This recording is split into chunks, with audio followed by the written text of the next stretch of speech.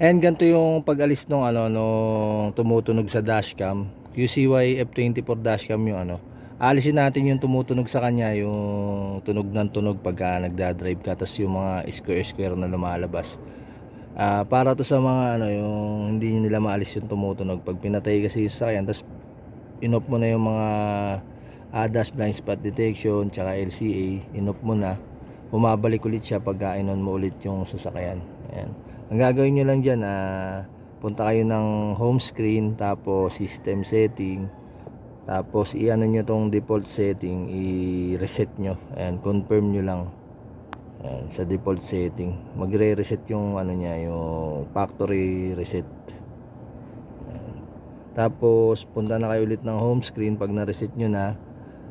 Smart driving, turn off nyo yung yung ADAS, blind spot detection, tsaka LCA. And ang turn off nya yung color green. Ayan, pag tinatch nyo ganyan, ayan, turn on color orange, tas turn off green. Off nyo lang yan, yung tatlo. Ayan, tapos pwede nyo ring yung setting, i-off nyo lang rin yung alarm sound. Ayan, para hindi siya tunog ng tunog pagka yung nagda-drive kayo, nadidistract kayo. Ayan, tapos punta kayo ulit ng home screen. Ayan, pwede rin kayong mag rito sa system setting, turn off nyo rin yung speaker nya para walang sounds. Ayan, kung ayaw nyo na maingay. Ayan, tapos off natin yung sasakyan.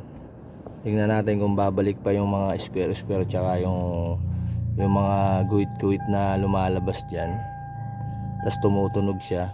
Ayan, on natin yung sasakyan. Pag inon natin yung sasakyan, tingnan natin kung babalik pa. Ayan, wala na. Ayan, wala na yung mga square na lumalabas tsaka yung tumutunog sa kanya.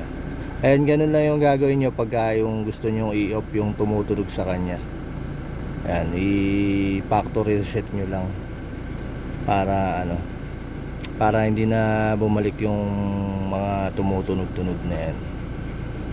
QCY F24 dashcam yung model na inano natin.